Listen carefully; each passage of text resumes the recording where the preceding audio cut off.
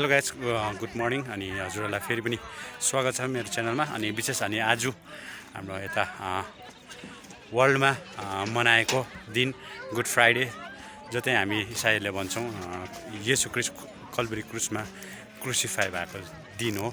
अनि त्यही समयलाई अनि त्यही कुरालाई हामी मनाउन लागि हामी त अहिले तामसाङ टी गार्डनमा हामी युनाइटेड चर्चहरूको जति पनि हामी 15-16वटा चर्चको युनाइटेड चर्चहरूको हामी भेटेर यहाँ भेटघाट भएर हामी तामसाङ टी गार्डनमा हामी जग्गा जग्गामा येशू ख्रीष्टको प्रचार गर्दै जानेछौँ। सो गाइसहरूले पनि त्यो कुराहरू हेर्दै गर्नुहोस् होला।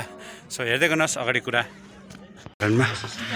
आज हाम्रो गोस्पेल स्टार्टिङ भइसकेको छ। हामी स्टार्टिङ प्रे हुँदैछ। धन्यवाद हाम्रो आदरणीय पास्टर सावन राईज्यूलाई।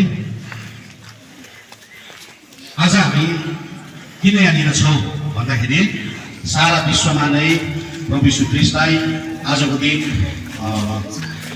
क्रुसमा मारिएको भनेर हामी प्राय नै विदितै छ।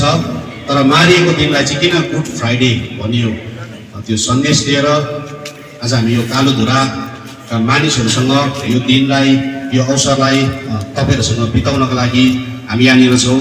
र तपाईँहरू जतिजना घरमा हुनुहुन्छ हामी तपाईँलाई स्वागत गर्छौँ। आउनुहोस्, आजको दिनलाई एउटा यादगार बनाउनुहोस्। हामी सम्पूर्ण युसिएफको मण्डलीहरूसित अनि यो समय तपाईँहरूको लागि हो। र यति बेला म हाम्रो तामसाङ अनि मारिबुङ बिसिआई मण्डलीका सिनियर पास्टर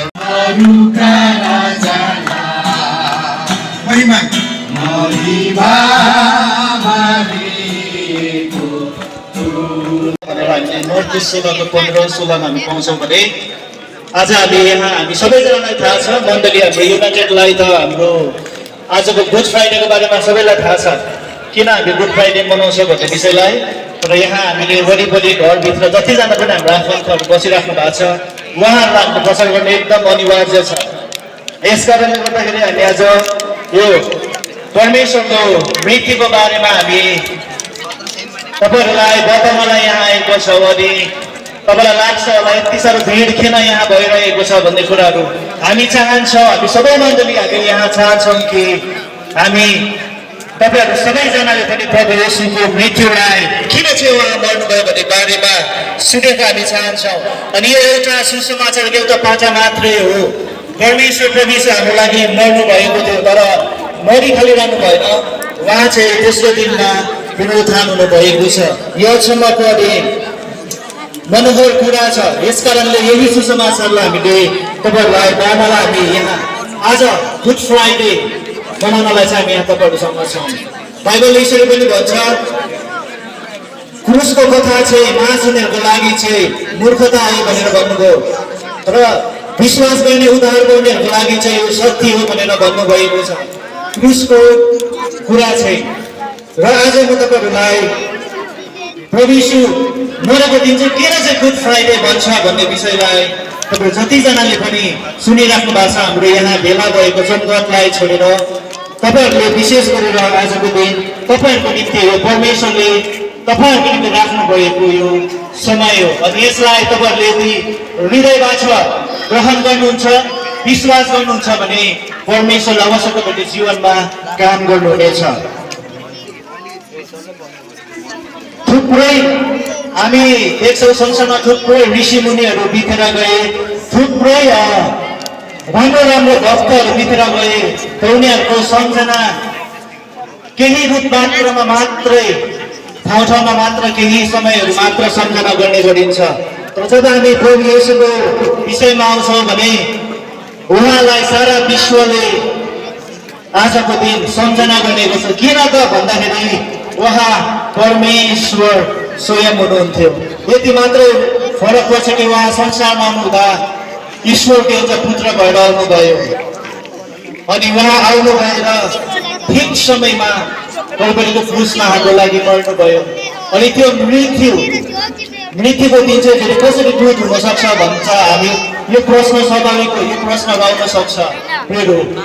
तपाईँहरूलाई भनिदिउँ गुड फ्राइडेको सन्देश चाहिँ प्रभु येशू त्यसै आएर मर्नु भएन, उहाँको बायोलोजिकल्ली बर्थ जसरी एउटा श्रीमान श्रीमतीको विवाह हुन्छ त्यस्तै विवाह नभएर ईश्वरीय योजनामा उद्देश्यमा उहाँको जन्म भएको कारणले गर्दाखेरि उहाँ छुट्टै बेग्लै हुनुहुन्थ्यो र आज उहाँ क्रुसमा मर्नुभयो। उहाँ त्यसै मर्नु भएन, उहाँको मृत्यु फरक छ, अलग्गै छ। किन छ भन्दाखेरि उहाँको मृत्युले हामीलाई परमेश्वरको क्रोधबाट, पिताको क्रोधबाट हामीलाई बचाएको छ। त्यो क्रोध जो चाहिँ नरकको योग्य हो। हामी मान्छेहरू चाहिँ आमाको गर्भबाट नै पापी जन्मिएका छौँ। पापी कसरी जन्मिन्छ भन्दाखेरि एउटा श्रीमान र श्रीमती विवाह भएपछि एउटा नानी गर्भधारण हुन्छ नि बाइबलले बताउँछ त्यो चाहिँ पापमय स्वभावमा जन्मेको हुनाले गर्दाखेरि पापी भएर जन्मन्छ। तर हाम्रो प्रभु येशूको जन्म त्यस्तो छैन प्रियहरू। उहाँको जन्म ईश्वरीय शक्तिमा भएको कारणले गर्दाखेरि एउटा कन्या आमा स्त्रीद्वारा जन्म भएको छ, जसको कारणले गर्दाखेरि उहाँ पापी स्वभावमा गनिएन। अनि हामी देख्छौँ उहाँ क्रुससम्म जानुभयो, थुप्रै कार्यहरू उहाँले गर्नुभएको छ। किन हामी गुड फ्राइडे भन्छौँ त? प्रभु यीशु मरेकोलाई चाहिँ के मृत्युको दिनलाई पनि गुड भन्न सकिन्छ त भन्ने प्रश्नहरू आउँछ हामीमा। छुटकारा गर्नुभएको छ हामीलाई। उहाँले क्रुसमा मृत्यु भएको बलिदानद्वारा चाहिँ परमेश्वर पितासँग फेरि पनि हामीलाई मिलापमा पवित्र शास्त्र हाम्रो वचनमा यसरी लेखिएको छ, मत्ती 11:28 यहाँ यसरी लेखिएको छ, हे सबै थाकेका र बोझले दबिएका हो म कहाँ आऊ, म तिमीहरूलाई विश्राम दिनेछु भन्ने भन्नुभएको छ। हामी रोमी 6:23 पनि हेर्छौँ भने पापको चाला मृत्यु भनेर त्यहाँ हामी पाउँछौँ, पढ्न पाउँछौँ। जबसम्म मान्छेमा पाप छ नि मान्छेभित्र जीवन हुँदैन। फेरि कतिजना तपाईँले सुनिराख्नु भएको छ, म फेरि पनि बताइदिउँ, संसारमा चाहिँ सबभन्दा डरलाग्दो बिमार क्यान्सर होइन। संसारमा चाहिँ सबभन्दा डरलाग्दो बिमार चाहिँ कुनै पनि प्रकारको अहिले थुप्रै किसिमको रोगहरू निक्लिरहेछ त्यो होइन। संसारमा सबैभन्दा डरलाग्दो रोग चाहिँ पापमा बसिरहनु हो। पापको कारणले गर्दाखेरि थुप्रै बिमारहरू आज मान्छेले बोकिरहेको छ। सबैभन्दा ठुलो जड चाहिँ पाप हो। त्यही पापलाई नाश गर्नलाई चाहिँ आजको दिन प्रभु यीशु क्रुसमा मर्न लाउनुभयो, जसलाई चाहिँ गुड फ्राइडे भनेर भनिन्छ। यो गुड फ्राइडे हामी